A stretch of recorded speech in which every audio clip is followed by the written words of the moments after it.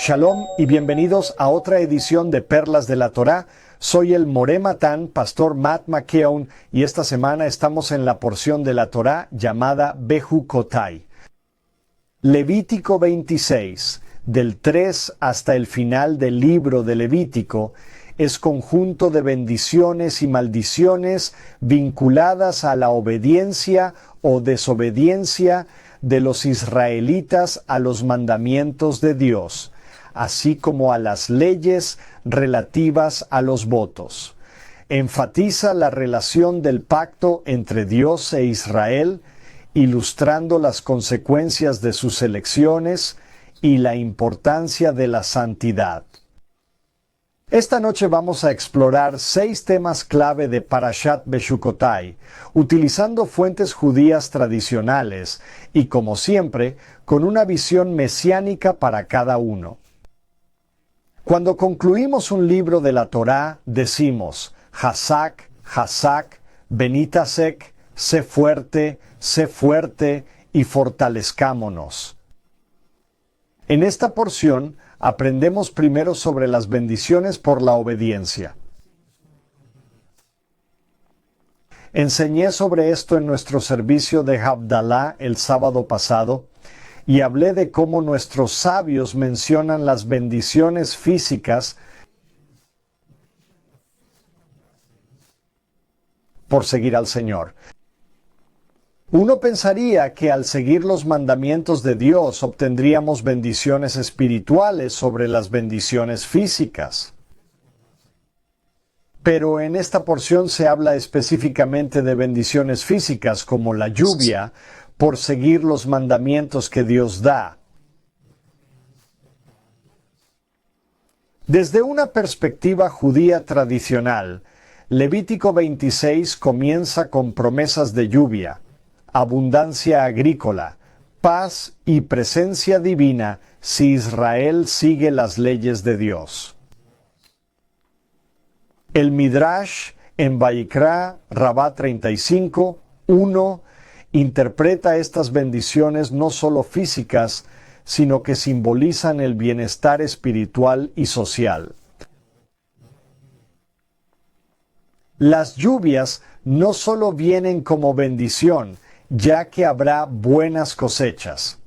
Compartiré 2 opiniones distintas de nuestros sabios.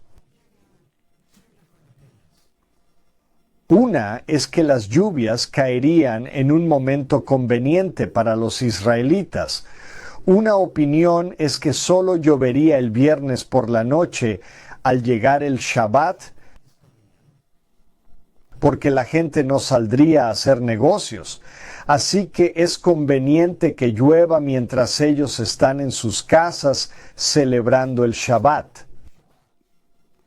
Me parece muy interesante. Otra opinión es que era los miércoles por la noche,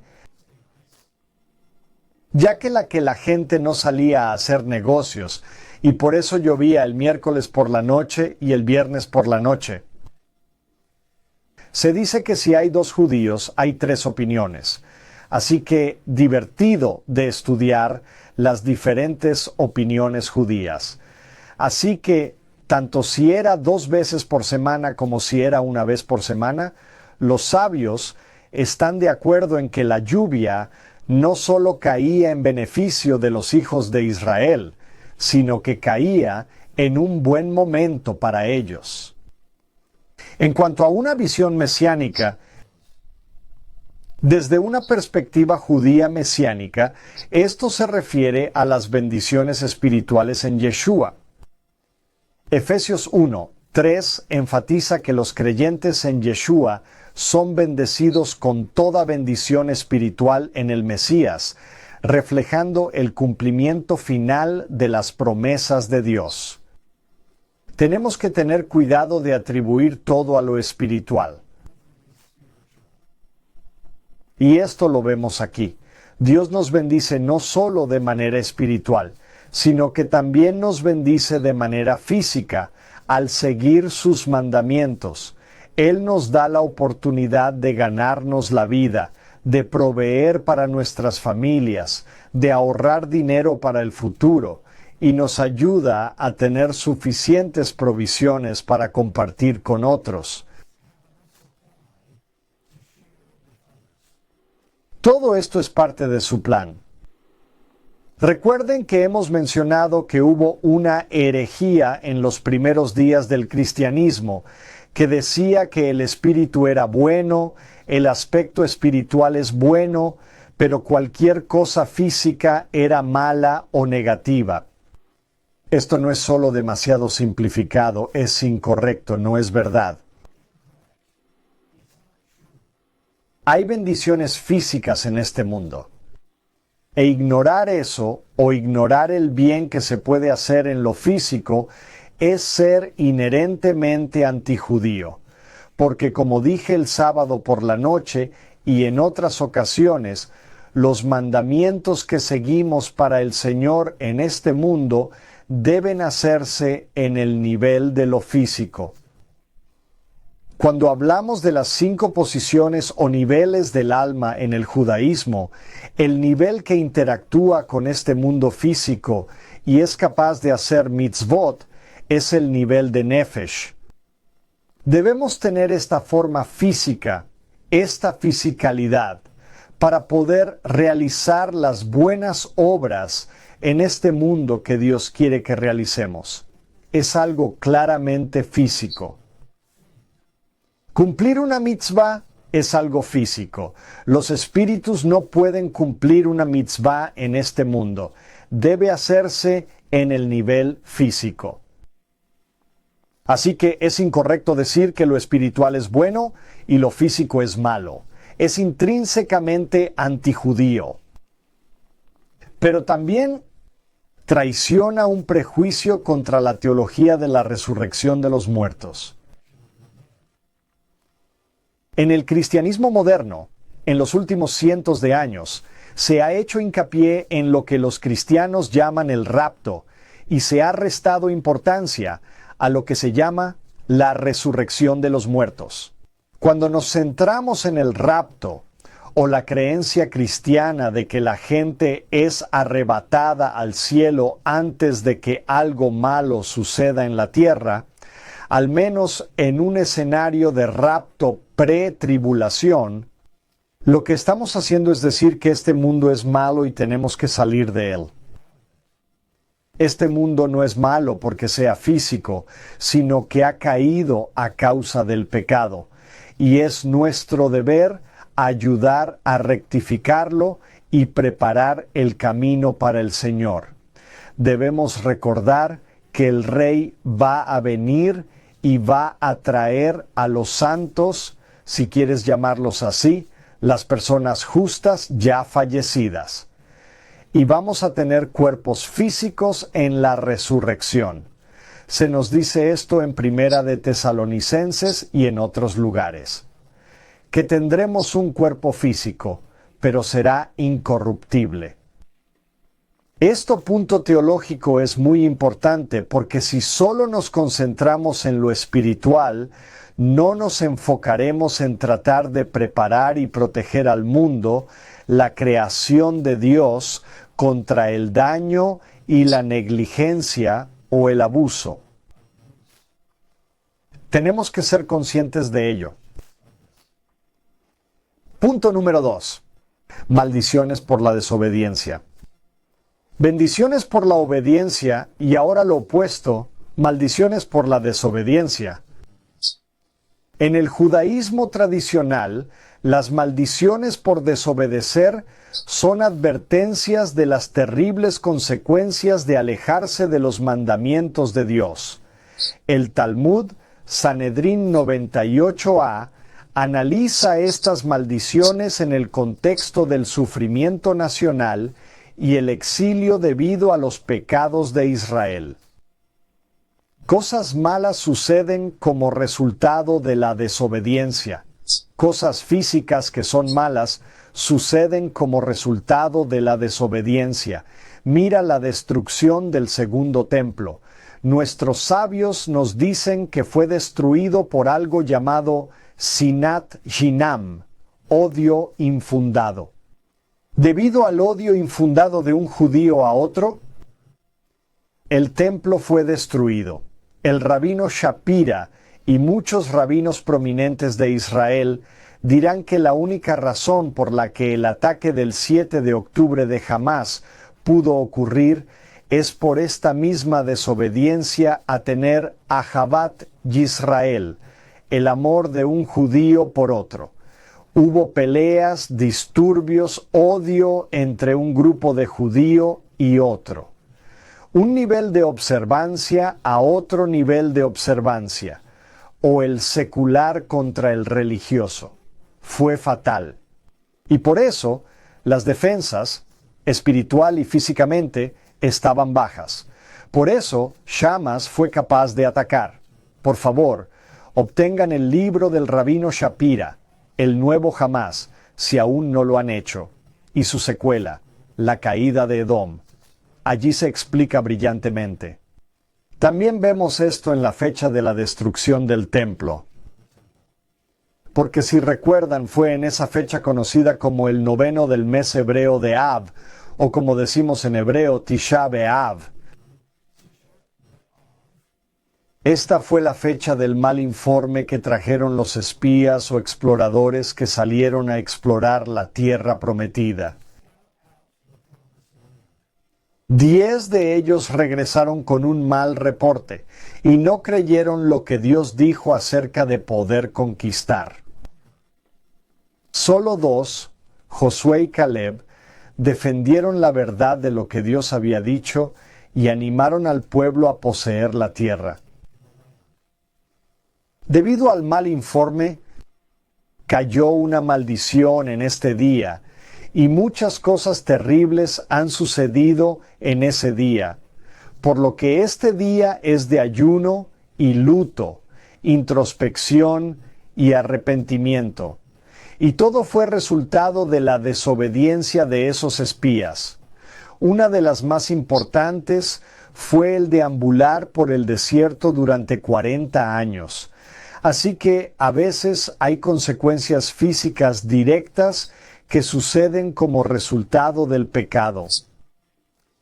Vemos una perspectiva mesiánica cuando Yeshua tomó sobre sí todas las maldiciones de la ley, la Torá, según Gálatas 3:13. En mis cursos enseño la importancia de recordar que ser liberados o liberados de la maldición de la ley no significa que la ley es una maldición. Y por eso somos liberados de la ley.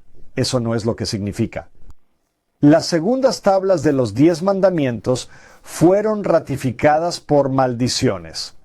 Las primeras fueron ratificadas por sangre. En la yeshivá, para simplificarlo, al primer conjunto lo llamamos Torá 1.0 y al segundo Torá 2.0. El segundo conjunto, Torá 2.0, fue ratificado por estas maldiciones. Obedece y serás bendecido, desobedece y serás maldecido. Lo que Yeshua hace es quitar todas las maldiciones de la Torá, pero no las bendiciones. Por eso es que dar su vida es tan importante. Él quita las maldiciones de la Torá, cargando las consecuencias del pecado para ofrecer la redención. Las maldiciones ponen de relieve la gravedad del pecado y la profundidad del sacrificio de Yeshua al restaurar la relación del pacto roto entre la humanidad y Dios. No se trata de un sacrificio humano literal que está prohibido en la Torá. Este es el concepto de Mesirut Nefesh, entregar la propia vida por los demás. Número 3, el concepto de Teshuvah o arrepentimiento. Levítico 26, 40 al 42 describen el poder de la confesión y el arrepentimiento, prometiendo la restauración de Dios si su pueblo se arrepiente. Esto concuerda con las enseñanzas del Talmud, Yoma 86a, que subraya la importancia de la teshuvá para la expiación. Esto es algo que debemos hacer. Recuerden, la palabra shuv, contenida en la palabra teshuvá, significa volver, retornar, ser restaurado. Esto es importante. En la iglesia moderna, creo que hemos llegado a ver el arrepentimiento como una disculpa. Decir que sentimos lo que hicimos, pero esto no es teshuvá. Teshuvá es dar la vuelta y volver a Dios, un retorno, una restauración de la relación rota. Esto es importante. ¿Recuerdan cuando Yeshua contó la parábola del hijo perdido o del hijo pródigo? A ese hijo no le bastaba con sentirse mal por lo que había hecho mientras estaba sentado allí con los cerdos, porque no le bastaba con sentirse mal y arrepentirse de lo que había hecho. Ni siquiera le bastaba con tener una actitud de disculpa. Tenía que volver a su Padre. Y eso es lo que debemos hacer nosotros. Tenemos que volver a nuestro Padre, Dios Todopoderoso. La perspectiva mesiánica, el arrepentimiento es fundamental en el mensaje de Yeshua, según Marcos 1:15. Él proporciona los medios para una restauración espiritual más profunda. No solo retornar a la tierra, sino un corazón y un espíritu renovados. Según Ezequiel 36:26, cumpliendo así la intención del llamado de la Torá al arrepentimiento. Número 4. La redención de la propiedad prometida. Levítico 27 trata de las leyes relativas a la redención de la propiedad, personas o animales dedicados a Dios mediante votos. La Mishnah Arajin 6 proporciona discusiones detalladas sobre cómo se pueden redimir estos votos. Las enseñanzas y el sacrificio de Yeshua reinterpretan el concepto de votos y redención. Según Mateo 5, del 33 al 37, la verdadera adoración implica entregar plenamente el corazón a Dios. Su muerte nos redime, un tema que cumple el voto de entregarse por entero a Dios, liberándonos de la deuda del pecado. Número 5. La santidad de los votos. La seriedad con la que deben tratarse los votos se enfatiza a través de las estipulaciones para redimir los objetos sagrados. El famoso comentarista judío Rashi comenta Levítico 27.9, explicando la importancia de cumplir los votos hechos a Dios. Muchos otros sabios judíos dicen que no debemos hacer votos precipitados o apresurados a Dios. Yeshua dice lo mismo en el Nuevo Testamento. Enfatiza la integridad en la palabra y el compromiso, enseñando que el sí de uno debe ser sí y el no de uno debe ser no. En Mateo 5:37, Él cumple todas las promesas y votos a Dios, demostrando la máxima fidelidad exigida al pueblo del pacto de Dios. No olvidemos que uno de los propios jueces de Israel hizo un voto temerario a Dios de que cuando regresara, con éxito, ofrecería como holocausto lo que saliera primero de su casa para saludarlo, y resultó que no fue un animal el que salió, sino su hija. No hagamos votos precipitados. Por eso existe la costumbre y la tradición en el judaísmo de utilizar la frase Bili Neder, o sin voto. En otras palabras, decir, no prometo esto, no hago un voto, pero haré todo lo posible por cumplir tal o cual cosa. También es común decir, Si el Señor lo quiere, entonces lo haré. O decir, con la ayuda de Dios, lo haré. Por último, el número 6, la santidad de los mandamientos de Dios. Toda la porción de Beyukotai, con su cruda descripción de bendiciones y maldiciones, sirve como un poderoso recordatorio de la santidad de Dios y de sus mandamientos. Exige una vida vivida de acuerdo a las leyes divinas de Dios como reflejo de su santidad.